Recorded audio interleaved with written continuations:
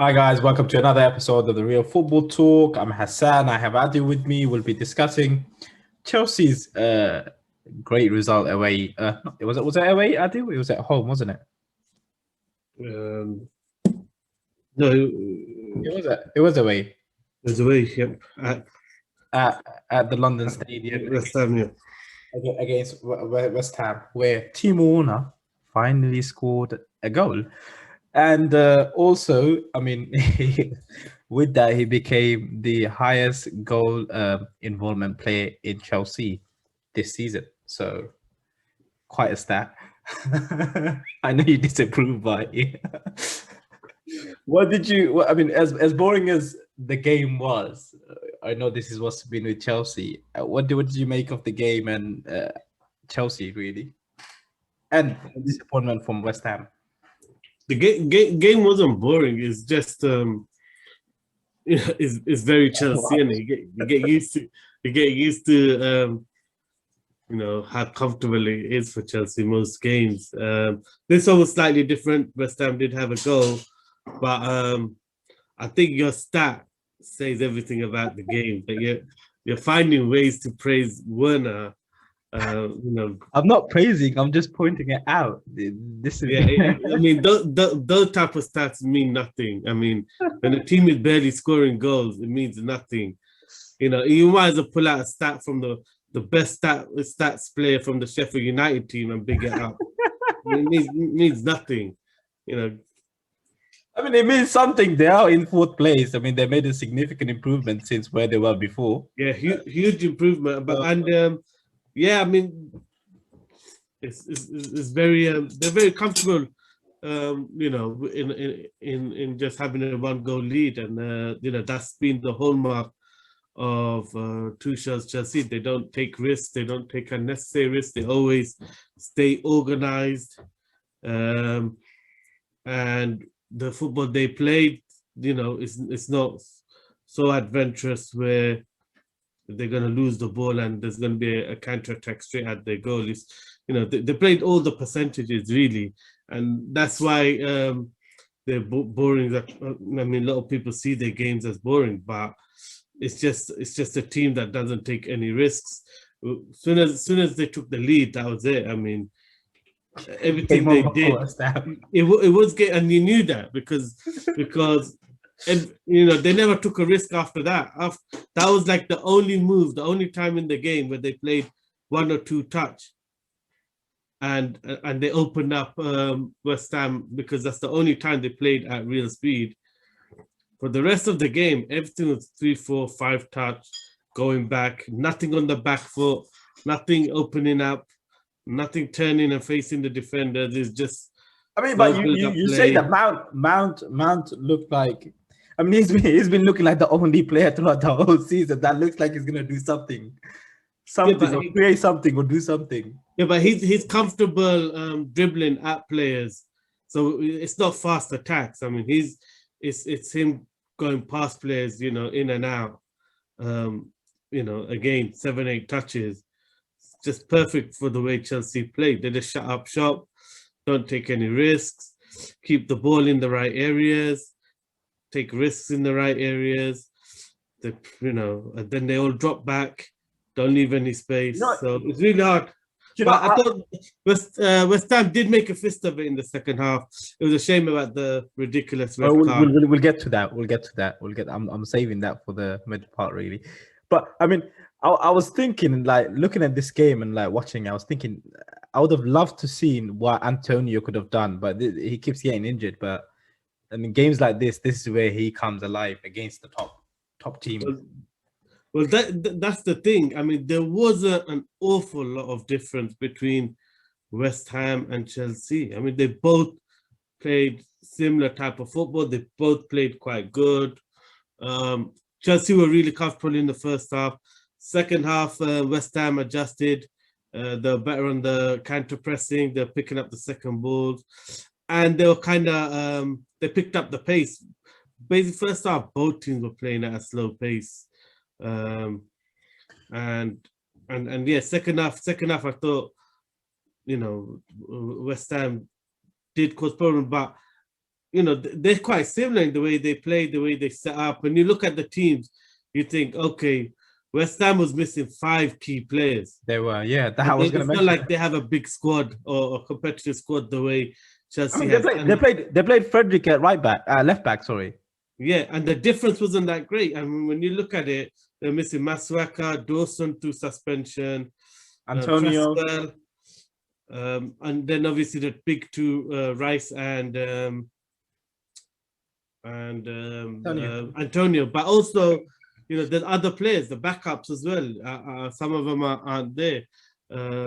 So I think, yeah, I mean, Did they give a good account of themselves, West Ham? second half they did. I think second half they showed that they have a bit more about their attack. First half they actually didn't offer anything. You know, they tried pressing Chelsea high up, but it was quite comfortable for Chelsea.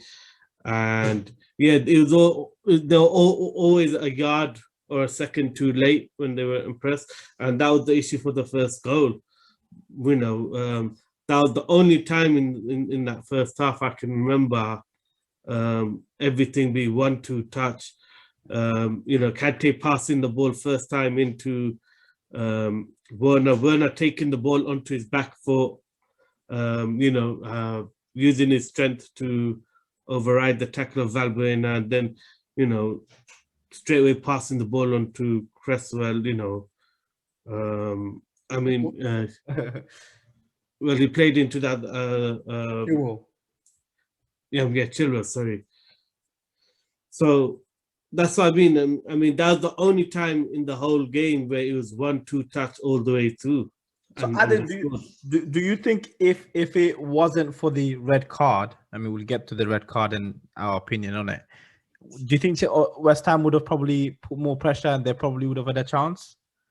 I think they would have created chances. Don't know how good the chance would have been, because Chelsea, it's not like Tottenham, where you see Tottenham, they have these leads, they sit back and they always give up clear-cut chances and end up conceding. Yeah. Chelsea have proven they're quite comfortable in holding on to a tight lead. But they got leaders at the back. I mean, they got real experienced players within it, so you can tell that they can hold on to that. Yeah, I mean, the lineup they played today gave West Ham a lot of respect, because you know, they moved Aspilicueta into the wing back position and played you know, as experienced as they can get all along the back line. So they played they put a lineup out that, you know, wouldn't take any risks, as experienced as they could get. So that's how much they respected West Ham. Let's now get into the big subject, the red card.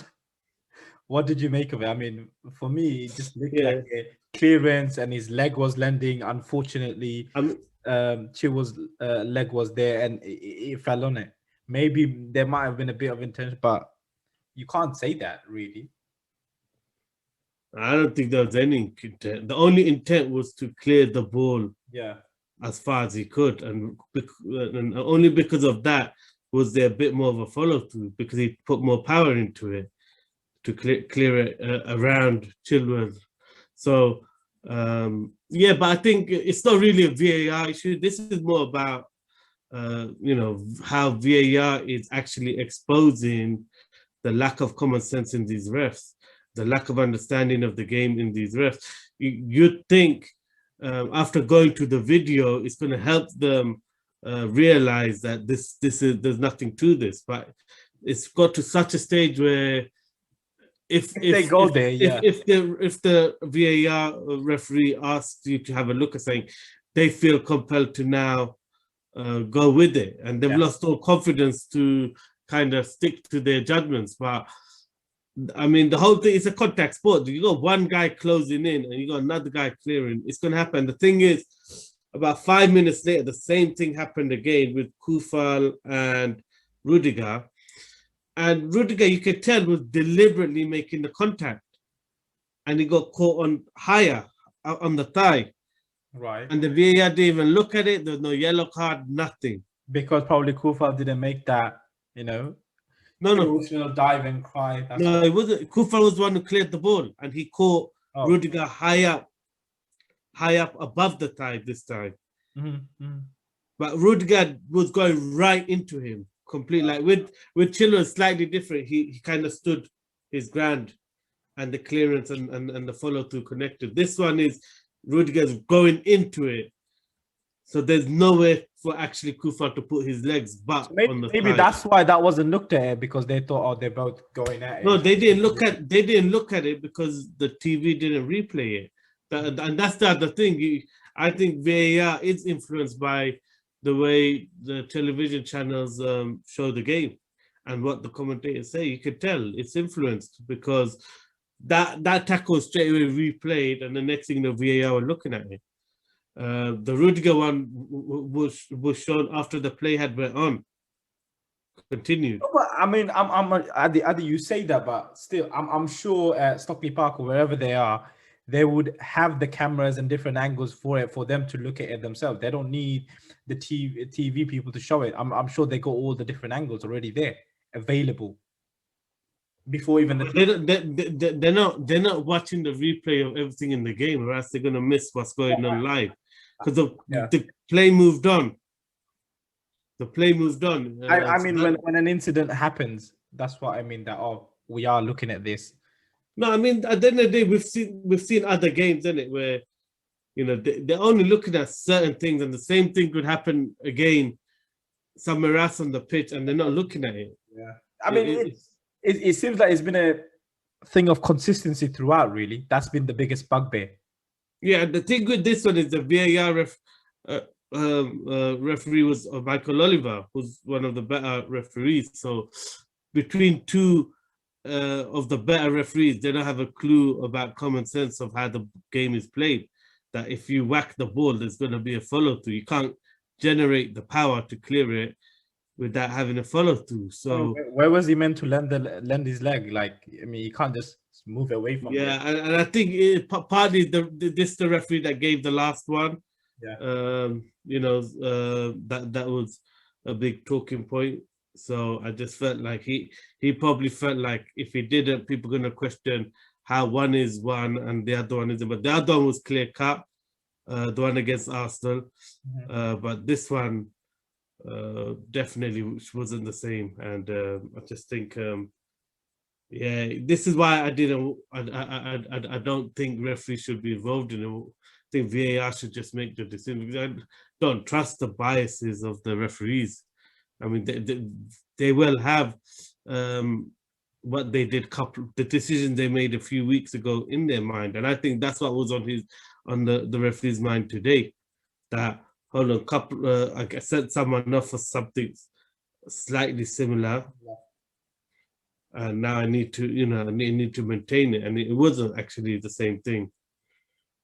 So fair enough. I mean, that kind of ended the. But it spoiled the game because that's what I mean. West Ham had made attacking changes and they started to build up momentum, and it looked like it was going to be, exciting last 10 minutes to the game because West Ham were definitely going to throw everything at it. They showed the intent in the second half, so it kind of killed the game as a spectacle for the last 10 minutes because Chelsea just were very comfortable after they just kept the ball at ease. It's hard to get the ball of them with 11 men and then you give them a man less. Yeah, and the good thing was West Ham showed they could.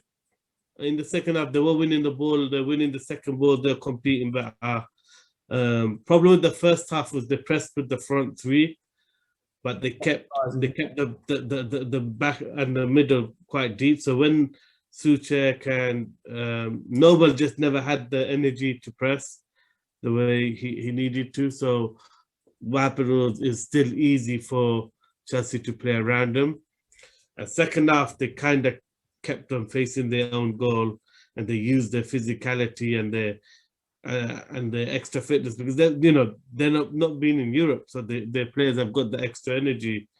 And Lingard was running at players a bit more. Benrahma, when he came on, looked a threat. So it's a real shame. I mean, the game as a spectacle. Since we're talking about West Ham, let's kind of just analyze what they have done, where they are, and what could potentially happen. I mean, they're on 55 points with 33 games. They are a point ahead of Liverpool. I mean, and 3 points behind Chelsea. I mean, can they push for the Champions League spot, or do you reckon they're just gonna settle for a Europa League spot? I said it.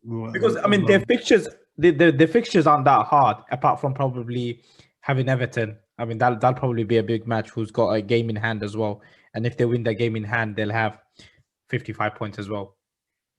Yeah, I think as I said it over a month ago, I think they won't make Champions League. You just see the signs where all the big games they seem to just drop points. They either draw, they don't show enough ambition, or they're getting tough decisions going against them, or close decisions going against. It just feels like a bit like Leicester last year, where when they need to pick up the points, they're just not doing it. But in They're hindsight, not performing bad, but it's just but seems like you can also look at it as an experience point, kind of to build on next year. Even though they might drop out of that position, at least they were there, and that's something that they can build on. yeah. I mean, even if they finish fifth, that's still Europa League. That's a good progression, and I think like even today they're showing enough to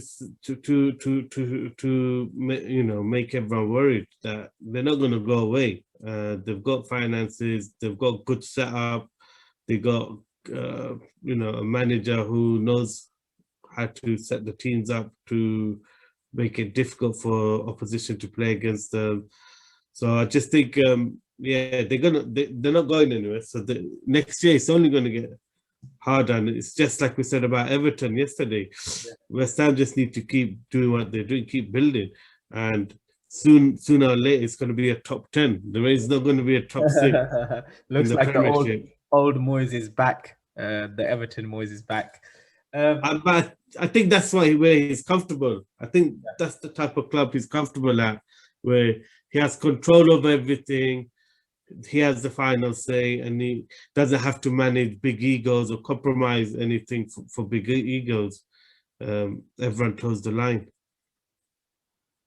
I mean, fair play to him. It was a struggle to get there, but he got there. And now they're reaping the rewards. Really, in terms of Chelsea and Tuchel, 10. I mean, they haven't lost an away game in 10 matches, winning 8 and drawing 2. I mean, I think that's a record. I think in terms of for Chelsea manager, at the start of his reign, yeah. So I mean, that in itself is amazing. And what do you make of them? Because obviously they're now 5 points clear of West Ham. Sorry, not 5, 3 and 4 ahead of Liverpool. Gives them a massive hand in terms of that final Champions League spot. Yeah, I mean, everyone's been impressed with Chelsea since Tuchel's taken over. It kind of shows. Let's be honest. If he wasn't replacing Frank Lampard, I mean, I think he'd probably be getting more credit. Mm-hmm. But it highlights the difference in quality. Do you think because he's not Frank Lampard, or he's not an English manager, he's not getting the credit he deserves? Because no, I just think Lampard had the same squad. It's because he replaced a legend that people are making. Because if you make such a big deal, you're kind of highlighting what a bad job Lampard did with that squad. Because there's no two ways around it. Lampard was underachieving with Chelsea. The squad is one of the best squads. If you look at all the teams, they probably have a stronger squad than even Liverpool, and that's been shown because since the injuries, Liverpool have struggled. So I would say Chelsea squad-wise probably had the second best squad in the Premiership after City. So Lampard was massively underachieving, and there was people questioning whether Tuchel was a world-class manager when he came in, which was laughable because his pedigree and his performances with both Dortmund, with Mainz before that, but with Dortmund and PSG. PSG is harder to value because everything's a bit easy, but he still took them further in the Champions League than anyone else did. Yeah. So that even there, he the one barometer that you can compare, you can check the progress of PSG which is the Champions League. He still excelled in that. So yeah, it's quite funny how just because the British media didn't know much about him, they were kind of gunning him and his appointment. Anyone who actually knows the European scene will know this is what he's going to do. He is a special manager. He is one of the elite managers, and he's proving it. Only thing with Chelsea is you just wonder, you know, sometimes you just think they could become a bit like the Spurs team. Like they kind of sit on the 1-0 too much. And you just think it only takes one team to kind of break that and equalize, and then they might start getting nervous in all the games they play. Doubts in their head, isn't it? Yeah. Yeah, but right now it's working for them. They're doing enough to win, and they're playing a comfortable brand of football. But Adi, I'm sure Tuchel will look at this and he won't carry on. I mean, you can see with the way he varies his team and changes, you can see he's building something, and he's probably going to evolve it further next year with time, with preseason. I think depends, man. They're gonna need to buy some serious quality players. Yeah. Because everything from their own half of the pitch is very good, off the ball and on the ball. You know, Kante sometimes ain't great on the ball, and instead of passing his way out, sometimes he dribbles his way out of trouble. But like even today, a couple of breaks he made, he just couldn't pick out the final ball. So because that's not really a role he's been familiar with. But with Jorginho, who doesn't push up, is always sitting, the onus is on Kante to kind of be a creative spark from the middle when teams are pressing high. So I think maybe, yeah, they could maybe get someone, a deep line playmaker, or someone a bit more comfortable on that role. But they have Kovacic who does that better anyway. But if they get quality up top, I mean, they're going to be very difficult team. They're going to be serious threat next year for the title, but even, which will be good. No one wants to see Man City walk away with it. Even in terms of this season, I mean, as much as I say they are 3 points ahead and 4 points ahead of Liverpool, they got Fulham next at home. After that, they got Man City away, then Arsenal at home, Leicester at home, and then Aston Villa away. Some tough fixtures in there, not Arsenal. Well, they're still a London derby, and they got 3 extra games minimum, because they got the 2 Champions League semi-finals against Real Madrid, and then they got the FA Cup final as well. So I think, yeah, I mean, the way he's managing the squad, they should make a decent fist of it. But yeah, I mean, let's be honest. I don't think they've looked terrible against the big team. They've dominated most games they've played. So I wouldn't worry. I still wouldn't worry about those fixtures. They might be harder, but those teams are playing for something too. Do you get it? Leicester will still be under pressure, now, especially now that I think there's only 1 or 2 points. Oh, I mean, Leicester are currently 1 point ahead with the game in hand. So that game could still be very crucial. So Leicester will play. So yeah, I think it's not the toughest, and everyone else has to still win, isn't it? I mean, yeah, that's what I was gonna say. I mean, even though we're not talking about the Liverpool game, etc., but I just want to bring on the point, because I mean, this was a massive game that Liverpool lost out on in terms of today's draw against Newcastle. Yeah, and obviously it's a game that's going to have some scars, because how many chances they create. Yeah, it's not even that the two teams above them were playing each other, so one of them was going to lose out. This was a huge gain for them. So it seems like they've completely bottled it. Well, being hard. Well, I'm not sure actually. The thing is fair comment, because there's no other thing. Nothing else really explains why they didn't win that game. You have, it's maybe the situation is getting too big for some of the players, because the chances they created was better than they've created against any team all season. I mean, they're complete one-on-ones. They fluffed their lines the whole way through, and then they looked dodgy at the back the whole game. So, yeah, I mean, when you know what you've got in the line, it's just surprising to say all of this, because this is last year's champions. Oh, I So know. This is the so thing. the pressure of winning the title and going through that, you think this is a bit easier.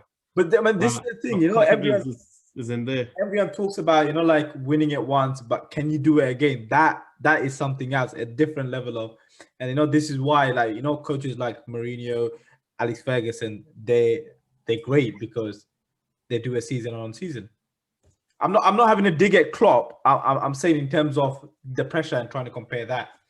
Klopp's Yeah, but I think with the Liverpool, it wasn't because they didn't handle the pressure, because the way they started the season, they started the season firing.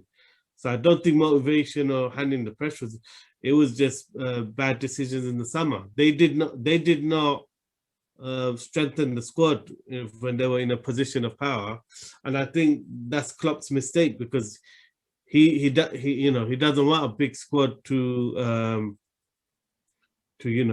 rotate players as much, because he trusts his first team predominantly. But when you're playing in COVID times where there's games, all season there's 3 games a week practically, you have to adapt. You have to sign players that can challenge and maybe take the first team roles of your current first choices.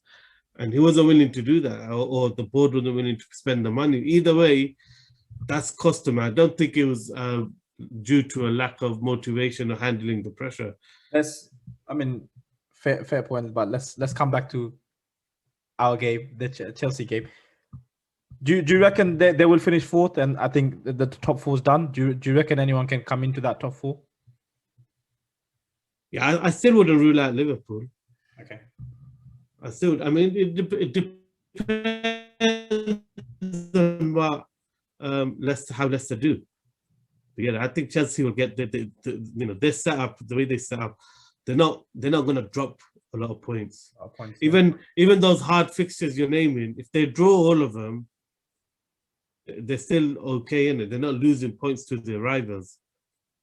It's their rivals who need to catch up the points. So I think I would still say it's between Leicester and Liverpool for the last spot. Even Leicester, their last 3 games are just deadly in terms of who they're facing. They're facing Man United away, Chelsea away, and then Tottenham at home. So yeah, but I think they might have a helping hand, because if both those teams make it to the final, they might compromise their lineup. Well, Man United pretty much guaranteed it, so the second place is pretty much done. So they don't need to focus on the league as much. On that note, Adil, thank you for coming on. Lots of great points about Chelsea and then potentially making it to confirming their Champions League spot, and a bit about Liverpool at the end. Guys, do keep watching, like, share, subscribe, and please support the channel. We really need it, to be honest, because it tells us how great we're doing or how poorly we're doing, to be honest. So thank you guys. Thank you, Adil.